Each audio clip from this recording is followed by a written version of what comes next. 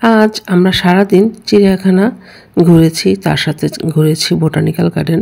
আমি সুরভি, তোমাদের অনেক অনেক স্বাগতম আমার সুরভিবার ব্লগে। তো আজ আমরা মেট্রো রেলে যাত্রা করব, আর প্রথমবার মেট্রো রেলে উঠবো। যারা এখনও মেট্রো রেলে উঠো নাই, তোমাদের জন্য এই ভিডিওটি। আর যারা উঠেছো তারা তো সব কিছু জানো। তো আমি মেট্রো রেলে যেহেতু এসেছি, তাই তোমাদের জন্য ছোট্ট একটি ভিডিও নিয়ে হাজির হয়ে গেলাম।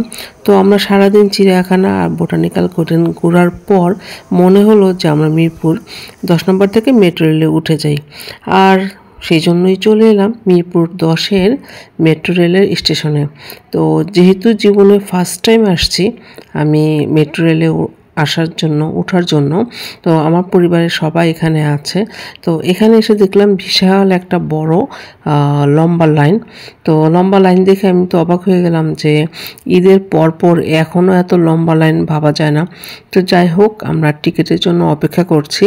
এখানে প্রচুর লোক যারা সিরিয়ালে অপেক্ষা করছে। অবশেষে টিকিটটা পেয়ে গেলাম।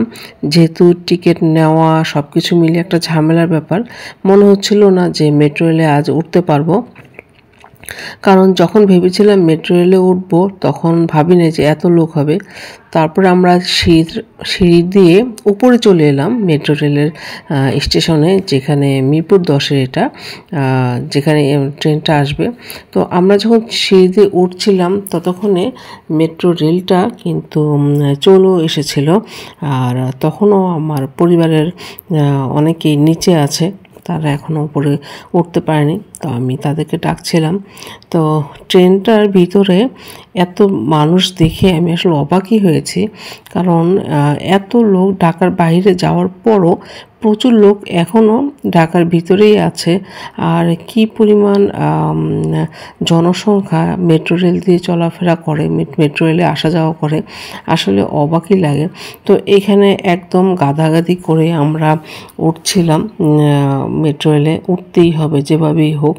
আর যেহেতু ফার্স্ট টাইম, এরপরে কখন ট্রেন আসবে সেটাও জানা ছিল না। তো আমরা মেট্রো রেলটায় উঠে গেলাম। আর এটা অটোমেটিক্যালি গেটটা লেগে গেল। তো আমি ভাবছিলাম যদি পরিবারে কেউ বাইরে থাকে তাহলে কি হবে। অনেকেই বাচ্চা নিয়ে উঠছিল, আর তারা বেশ সবাই স্বাচ্ছন্দ্য বোধ করছিল, কারণ এত ভিড় থাকার পরও তাদের খারাপ লাগছিল না। তবে ঈদ উপলক্ষে অনেকেই আমাদের মতো ফার্স্ট টাইম উঠছিল। আর ফার্স্ট টাইম যারা উঠছিল তারা বেশ আমরা যেরকম অবাক হচ্ছি সব কিছু মিলিয়ে, কারণ এত লোক, আসলে বসার জায়গা নেই যেখানে প্রচুর লোক দাঁড়িয়ে আছে। বরঞ্চ আমরা যদি মেট্রো রেলে না এসে আমরা যদি কোনো গাড়ি দিয়ে আসতাম তাহলে কিন্তু অনেক বেশি আরামে আসতে পারতাম। কথায় আছে শখের দাম লাখ টাকা। আর পরিবারের সবাই যখন দাঁড়িয়েছিল আসলে খুব খারাপ লাগছিল। এখন সবাই সিটে বসে আছে, যদিও আমি দাঁড়িয়ে আছি। বেশ ভালো লাগছে তাদেরকে বসতে দেখে। অতঃপর নেমে গেলাম। খুব অল্প সময় আমরা ট্রেনে ছিলাম, হয়তো বা 5 থেকে 7 মিনিট, এর থেকে বেশি সময় হবে না। তারপরে চলে এলাম আমরা মতিঝিল মেট্রো স্টেশনে, যেখান দিয়ে আমরা নামবো। আমার এটা প্রথমবার অভিজ্ঞতা ছিল, আর প্রথমবার অভিজ্ঞতা ভালো মন্দ কি বলবো, মোটেও ভালো ছিল না। কারণ আমার কাছে পার্সোনালি একদমই ভালো লাগে নাই। যারা আসলে অনেক দূর থেকে এসে মতিঝিলে অফিস করে তাদের জন্য ঠিক আছে, বাট বেড়াতে যাওয়ার জন্য এরকম একদম এত ক্রাউড অবস্থায় যাওয়া আসা করাটা আসলে পরিবারের যারা বৃদ্ধ আছে বা বাচ্চা আছে তাদের জন্য একটু কষ্টকরই হয়ে যায়, আমার কাছে তাই মনে হয়েছে।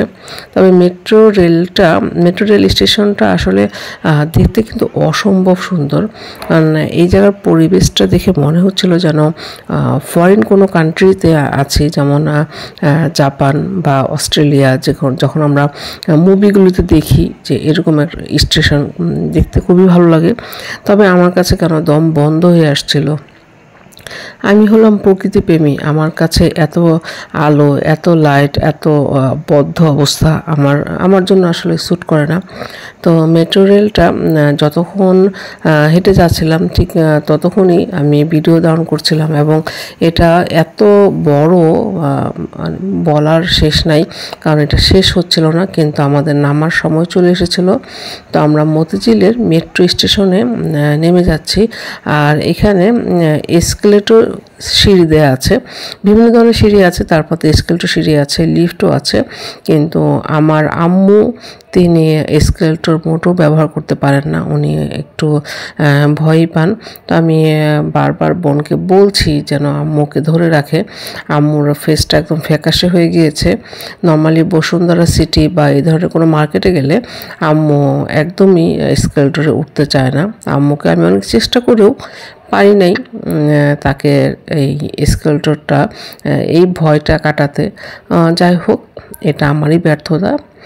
আর নেমে এলাম, আর আমার কাছে যতই উপর থেকে নিচে নেমে আসছি আমার ভিতরে একটা স্বস্তি কাজ করছে, কারণ আমি এখন এই মুহূর্তে বাইরের কিছুই দেখতে পাচ্ছি না।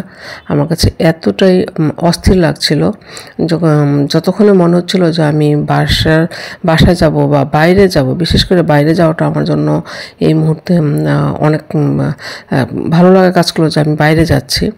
আর টিকিটটা কিভাবে কি করতে হয় আমি জানতাম না। এখানে আসার পর আমি এখানে একটু ঝামেলা পাকিয়ে ফেলেছিলাম। যারা ফার্স্ট টাইম যাবে, ফার্স্ট টাইম আসবে, তারা আসলে এই বিষয়গুলি জানে না, আমার মতোই। তো আমিও অনেকটা এরকম। তারপরে এখান থেকে যথারীতি আমি বের হয়ে যাচ্ছি। আর এটা মতিঝিলের মেট্রো স্টেশনটা দেখতে অসম্ভব সুন্দর। যে কেউ এটার ভিতরে দেখলে বলবে যে এটা বাংলাদেশ না, এটা বাইরের কোনো কান্ট্রির কোনো স্টেশন হতে পারে। তো যাই হোক, এই হল আমার মেট্রো রেলের অভিজ্ঞতা, আমি আজ তোমাদের সাথে শেয়ার করে দিলাম। আর আমরা চিড়িয়াখানা সাথে বোটানিক্যাল গার্ডেন ঘোরার পর এত প্রকৃতির মধ্যে থেকে যখন আসলাম, মনে হচ্ছিল যেন এই সময়টাই সবচেয়ে বেশি কষ্টের একটা সময় গিয়েছে, বিশেষ করে আমার জন্য, কারণ আমি আসলে এত বদ্ধ অবস্থায় থাকতে পারি না। আমার অনেক বেশি খারাপ লাগে যখন আমি উপর থেকে নিচের দিকে নামছি, আরও নামছি, মনে হচ্ছে যেন আমি কখন মাটিতে ছোঁয়া পাবো। যাই হোক, তোমাদের জন্য আজকে এখানেই। যারা আজকে ফার্স্ট টাইম আমার ব্লগ দেখছো, কমেন্টসে জানিয়ে দিও তোমরা মেট্রোতে উঠেছো কিনা, একটা লাইক দিয়ে দিও, একটা সাবস্ক্রাইব করে দিও। আর তোমাদের প্রথম অভিজ্ঞতা কেমন ছিল সেটাও কমেন্টস করে জানিয়ে দিতে পারো। আর তোমাদের বন্ধুদের মধ্যে আমার ভিডিওটা শেয়ার করে দিতে পারো। সবাই ভালো থেকো। আর নেমে এলাম যথারীতি মতিঝিল, একদম মাটিতে আমার পা পড়ে গিয়েছে, আর আমিও স্বস্তির একটা নিঃশ্বাস ফেলেছি।